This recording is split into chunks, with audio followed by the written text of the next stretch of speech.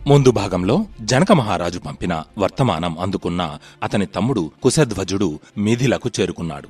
దశరథుని ఆదేశం మేరకు వశిష్ఠుడు ఇక్ష్వాకు వంశ రాజుల చరిత్రను సభలో అందరి ముందు జనకునికి వివరించాడు. ఆ తరువాత జనకుడు కూడా ఆచారబద్ధంగా తమ వంశ పరంపరను అక్కడ ఉన్న వారందరికీ తెలియజేశాడు. అలా అన్ని చర్చలు అయిన తరువాత జనకుని కుమార్తెలైన సీత, ఊర్మిలను రామలక్ష్మణులకు, జనకుని తమ్ముడి కుమార్తెలైన మాండవి, శృతకీర్తిలను భరత శత్రుఘ్నులకు ఇచ్చి పెండ్లి జరిపించడానికి నిశ్చయించారు. ఆ తరువాత దశరథ మహారాజు జనకుణ్ణి చూస్తూ, ఓ జనక మహారాజా, మీరు, మీ సోదరుడు కుశధ్వజుడు ఇరువురు సద్గుణ సంపన్నులు, ధర్మపరులు. మీతో బంధుత్వం ఏర్పడడం నాకు ఎంతో ఆనందాన్ని కలిగిస్తోంది. ఇప్పుడు నేను మా నివాసానికి వెళ్తాను.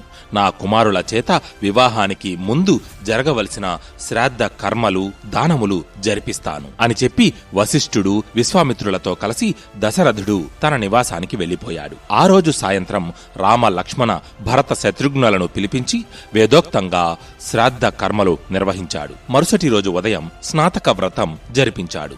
ఒక్కో కుమారుని చేత 1,00,000 గోవులు బ్రాహ్మణులకు దానంగా ఇప్పించాడు. ఇక గోదాన సమయానికి దశరథుడు తన కుమారుల చేత బంగారు తొడుపులు వేసిన కొమ్ములున్న లేగదూడలతో పాలు ఇస్తున్న పాడి ఆవులను, మొత్తం 4,00,000 ఆవులను దానం చేయించాడు.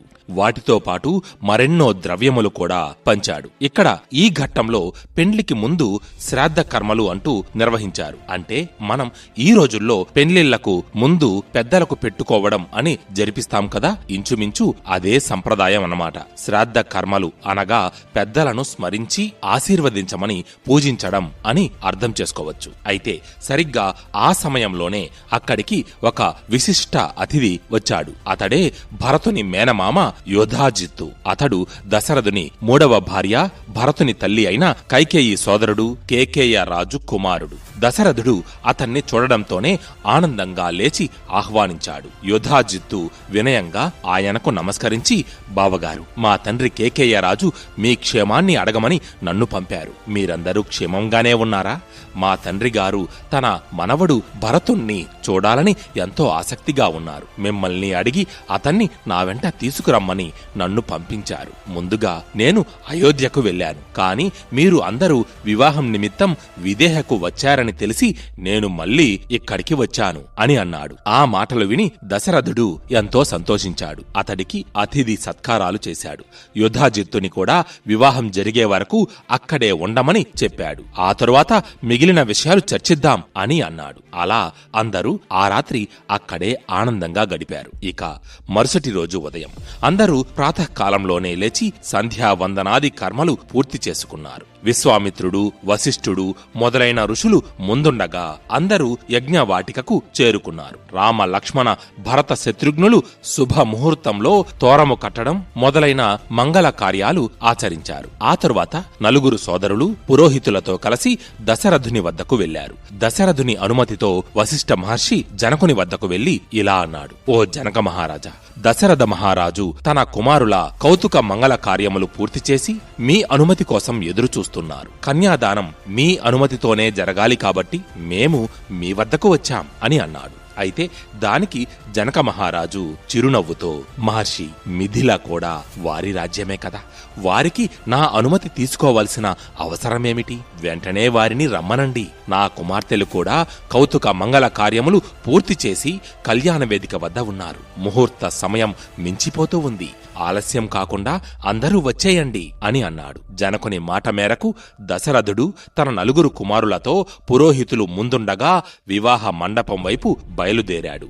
అలా మండపానికి వచ్చిన వారిని జనక మహారాజు ఎంతో సాదరంగా ఆహ్వానించాడు. ఆ తరువాత వశిష్ఠ మహర్షిని చూచి ఇలా అన్నాడు, ఓ వశిష్ఠ మహర్షి, మీరు ఈ వివాహానికి పౌరోహిత్యం వహించాలి. నా కుమార్తెల వివాహములను దశరథ పుత్రులతో వేదోక్తంగా జరిపించమని ప్రార్థిస్తున్నాను అని అన్నాడు. అయితే దానికి వశిష్ఠుడు అంగీకరించాడు. విశ్వామిత్రుడు శతానందులను తనతో కలిపి పక్కన ఉంచుకొని వివాహ కార్యక్రమం ప్రారంభించాడు. అగ్నికొండం మధ్యలో వెలిగింది. దాని చుట్టూ పూలతో, గంధంతో, సువర్ణ కలశాలతో అలంకరించబడి ఉంది. హోమపాత్రలు, నేతి, లాజలు, అక్షింతలు అన్నీ సిద్ధంగా ఉన్నాయి. వశిష్ఠుడు వేద మంత్రాలతో అగ్నిని ఆహ్వానించి హోమం ప్రారంభించాడు. ఆ సమయంలో జనక మహారాజు సర్వాలంకారాలతో భూషితమైన తన కుమార్తె సీతను తీసుకుని వచ్చి అగ్నిహోత్రం ముందు నిలబడి ఉన్న రాముని ఎదుట నిలిపాడు. సీత చెయ్యి పట్టుకుని రాముణ్ణి చూసి ఇలా అన్నాడు: ఇయం సీతా మమ సుతా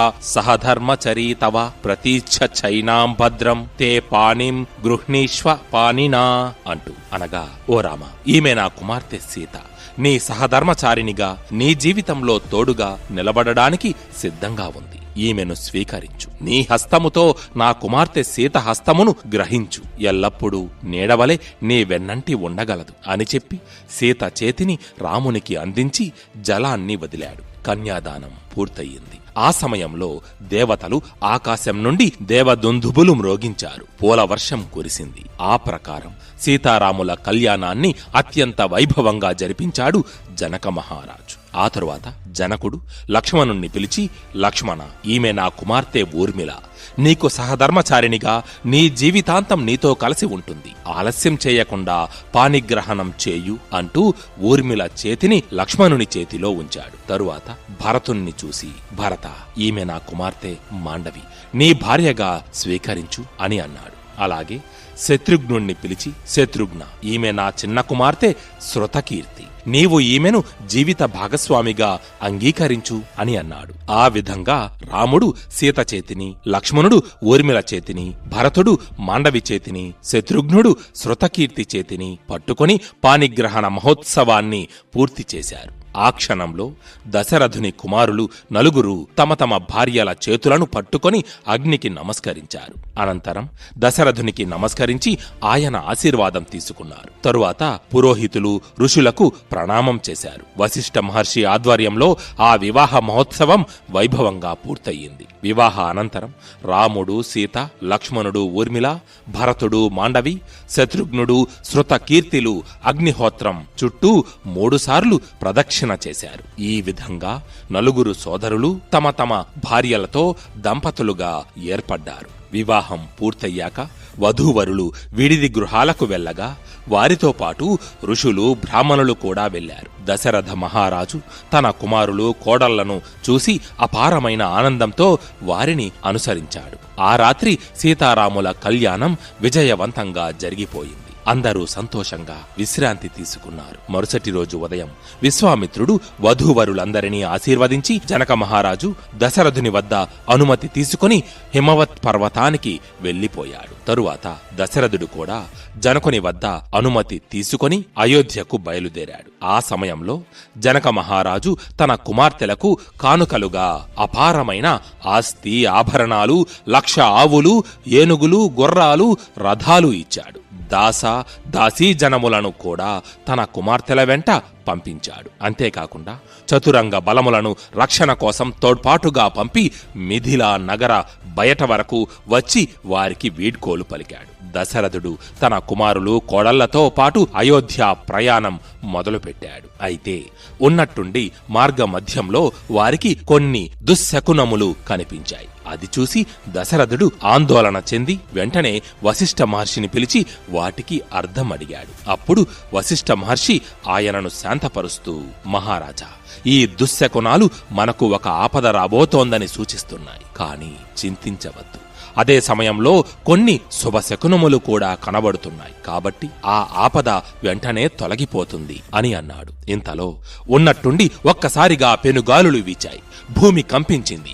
సూర్యుడు మసకబారిపోయాడు. ఆకాశమంతా చీకటిగా మారింది. ఈ ఉత్పాతాలు చూసి దశరథుడు చాలా భయపడ్డాడు. అప్పుడే యావత్తు క్షత్రియ కులాన్ని సంహరించిన మహావీరుడు, భృగుకుల వీరుడు అయిన పరశురాముడు అక్కడ ప్రత్యక్షమయ్యాడు. ఆ తరువాత ఏం జరిగిందో తరువాయి భాగంలో తెలుసుకుందాం.